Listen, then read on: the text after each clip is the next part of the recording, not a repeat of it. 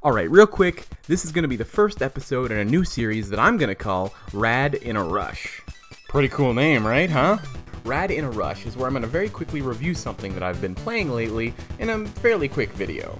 I will, of course, still be doing longer reviews as well, but these short little puppies will help me reduce the time between videos, so you may see one or two of these short things between each full-length review. Anyways, on to the game!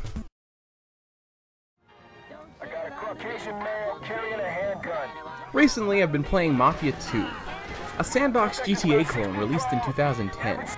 And when I say GTA clone, I really mean that with love. Any game having a Grand Theft Auto-esque sandbox city is an easy sell for me, and almost a guarantee that I'll pick it up at some point. My name is Vito Scaletta. The game's protagonist is Vito Scaletta, a small-time crook in the 1940s who gets busted for a robbery, while his literal partner in crime, Joe, runs away and leaves him to be caught by the police. Instead of going to prison, Vito is sent off to fight in World War II. 2 years of war fighting later, Vito returns home on a temporary leave and learns that his family is broke and starving, and also that his old buddy Joe has started working for the Mafia. Joe pulls a few favors and gets Vito pardoned from his military service so he can hopefully start making big money working for the mob as well. From here on out, the story has all kinds of twists and turns, as Vito tries to work his way up through the ranks of the Mafia, score big money, and to live the good life. To varying degrees of success. I really like the setting of this game.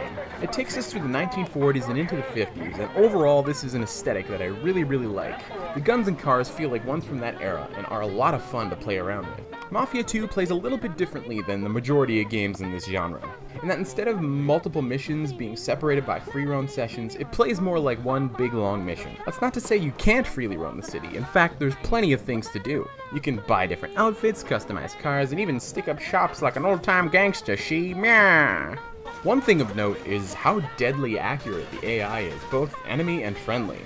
I can tell you for a fact that there were a ton of times when enemies were still landing solid shots on me even though I was a few blocks away.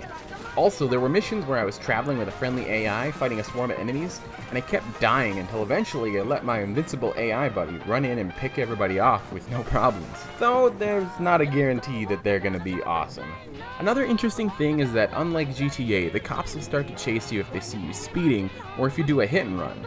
The game even has a speed limiter function, which prevents you from going over the speed limit, and I think that's actually really cool. This may sound annoying to some, but everyone I've talked to who's played GTA at some point has tried to follow the rules of the road.